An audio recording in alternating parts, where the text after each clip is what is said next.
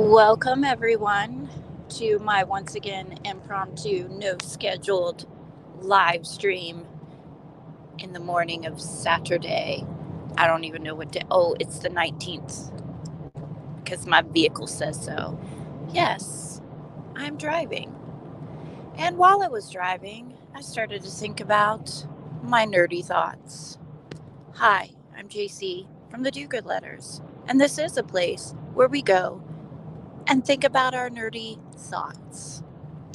Today's nerdy thought is going to be local history and flea markets. What?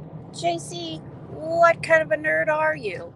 Well, I'm a big fat one. So strap on. That's not appropriate.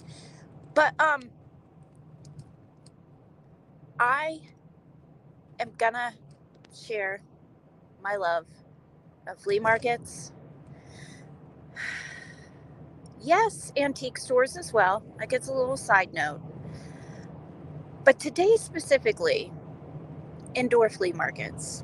If you've ever been in any, especially in the Appalachian areas, Western South Carolina, North, up in the upstate of South Carolina and Northwest, you know, North Carolina, that other one right above us, doot doot, and good old Tennessee, all of that kind of Blue Ridge, Smoky Mountains area, you can find some really good indoor flea markets. I'm telling you.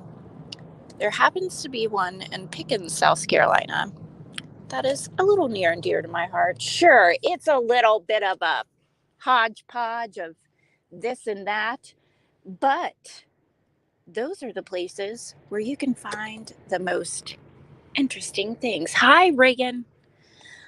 I I love this market in Pickens. It's called the Market at the Mill, and other places. I just love going to scavenger and find history. The best thing to do when you go to these places is not to just go in and ask about items, because why would you? You're a little social butterfly like me. Not really, but when you find a advertisement from a circus from the 1800s in pristine condition, that's the word I'm looking for. I know them. I know words. Um, you really start to strike up a conversation with people. Yeah. And then you nerd out.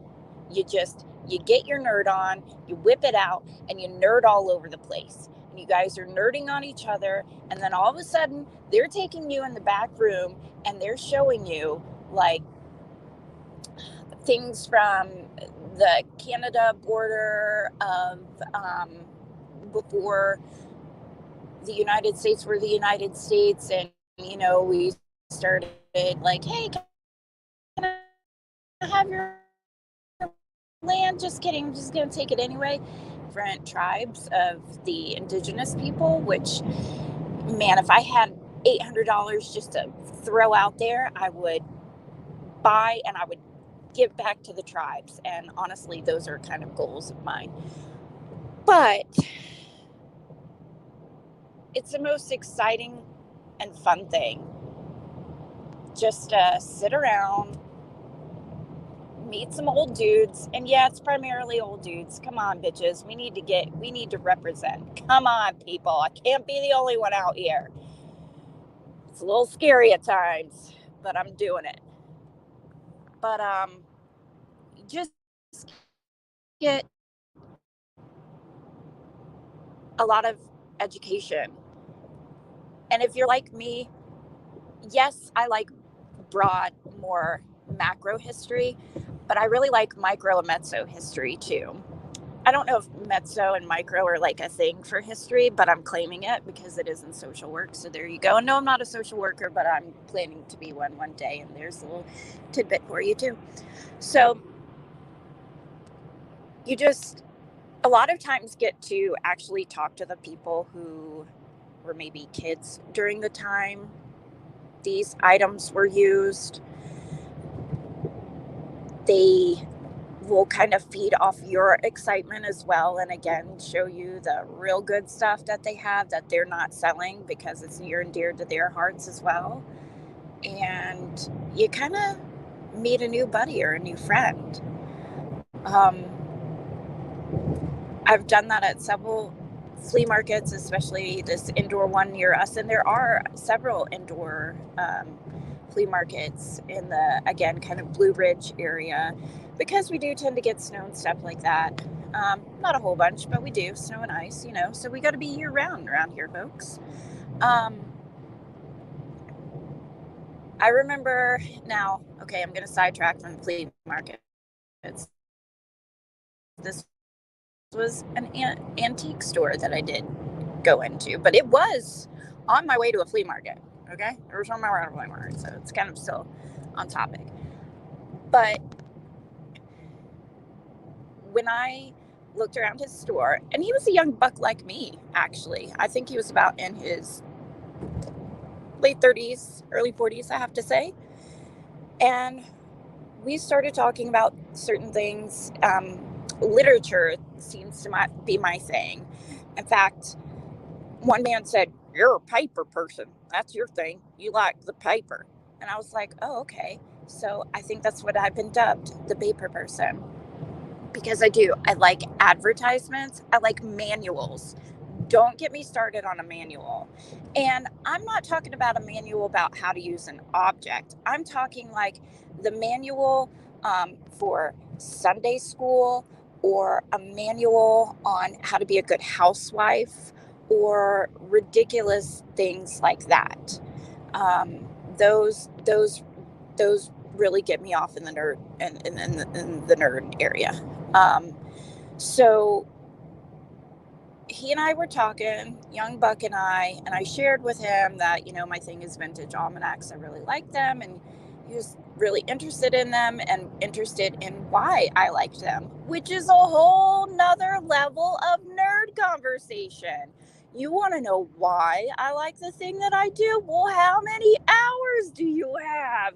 Let's do this. Okay. So I first mentioned Poor Richard's Almanac, and he was like, "Yeah, Benjamin Franklin." And I was like, "I'm sorry, are we getting married right now?" And I'm like, "My most favorite is the Silence Do-Good letters," and that's not from Poor Richard's. That's, we all know. If you're listening, we all know, don't we? That was old Benny sneaking and writing for his big brother's newspaper that he wouldn't allow him to write for. So he's like, I'm going to act like I'm a chick and write some scandalous stuff, and the whole town's going to love me. And they did, and it was awesome. But we were bringing up, or he brought up, Silence Do-Good, because I mentioned that Benjamin Franklin was a really big prankster. And I, didn't know that and didn't learn that in, grade school history. And he mentioned Silence Do-Good, and all of a sudden we were married, had 5 kids, and we owned 10 vintage stores together. And I mean, we had like his wife and my husband like dead in the basement somewhere because so it was a really cool conversation. I spent like an hour in there just jabbering and made some new nerd friends, man. And the good old timers, not the young buck like me, but the old timers, man, if you've got time, you can pop a squat and hear all about pretty much anything you want to.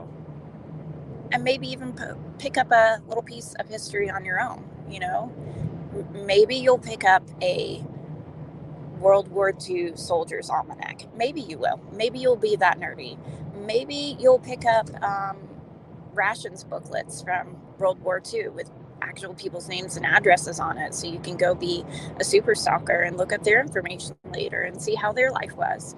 Maybe you do that. Maybe you're that nerdy, or maybe you need a restraining order. The whole point is, if you want a piece of local history If you want stories, if you want to find priceless objects, go to a flea market today and get your nerd on. This has been JC from the Do Good Letters. Remember to do good today.